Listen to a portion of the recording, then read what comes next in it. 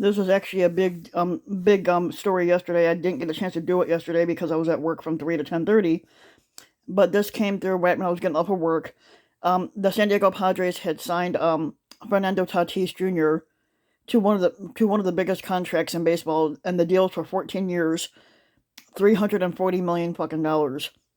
So for Fernando Tatis Jr., the emerging face of baseball, agreed to a 14-year deal worth 340 million contract extension with the San Diego Padres on Wednesday, securing one of the largest guaranteed contracts in American sports history and wedding himself to the team, with which he quickly established himself as a star. Sources familiar with the deal told ESPN. Tatis Jr. is only 22 years old, will receive the third biggest deal in baseball history, and to do so at a far younger age than what Mike Trout and Mookie Betts did, both of whom signed their mega deals at the age of 27. Tatis is a 6'3", 217-pound, dazzling shortstop. And basically his play is perhaps exceeded by his prowess at the plate.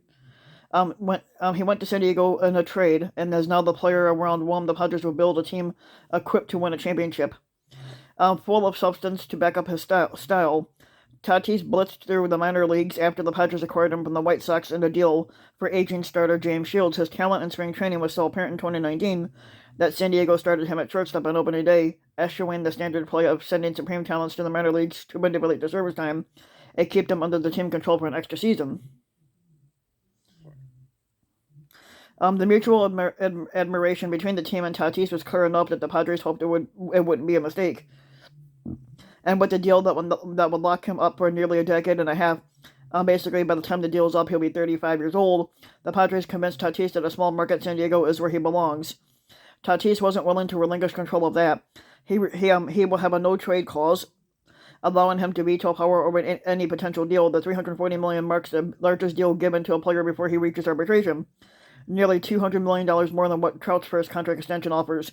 Trout's second extension set a domestic sports record when he signed his $426 million deal, and Betts' $392 million deal is now followed by Tatis' contract. Tatis joins Manny Machado, who plays third base right next to him on the Padres team, as Padres with the $300 million plus deals. And they will also join New York Yankees duo Garrett Cole and Giancarlo Stanton as teammates with such gaudy contracts. Both Machado and Tatis are represented by the same agent, Dan Lozano. Machado's agreement with San Diego before the 2019 season was a turning point for the organization, which has positioned itself as the greatest threat to the defending champion Los Angeles Dodgers, who happen to play in the same division as the Padres do. San Diego blossomed during the pandemic-shortened 2020 season, with Tatis playing a front and center role after a dynamic rookie season that ended because of an injury, hitting leadoff with his trademark dreadlocked hair flowing out of his batting helmet and a bat flip at the ready. Tatis was the best player in the game for the first half of the season, an unstoppable combination of raw talent, polish, and excitement, the sort that is evident even to the casual fan that follows baseball. His appearances in commercials and for Major League Baseball and products he was selling illustrated that Tatis might be different than any other would-be stars. The sport, starving for someone with wide appeal, struck gold with Tatis, who was raised in the Dominican Republic by his father,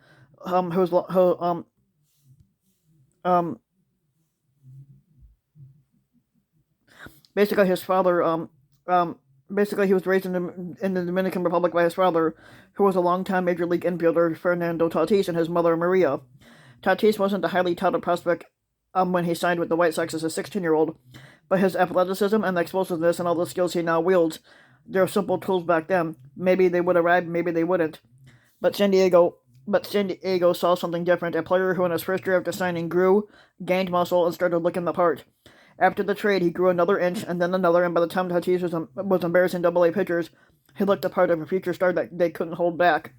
And to become that so quickly, and not just finishing fourth in the MVP voting in 2020, but compelling a team to guarantee a $340 million contract, speaks to the Padres' commitment to Tatis.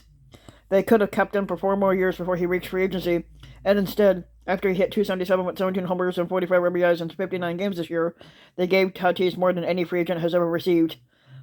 But talks between the sides picked up early this week, and sources familiar with the discussion expected a deal to get done, and one of this size, one of this magnitude. Well, when Tatis does something, he tends to do it big.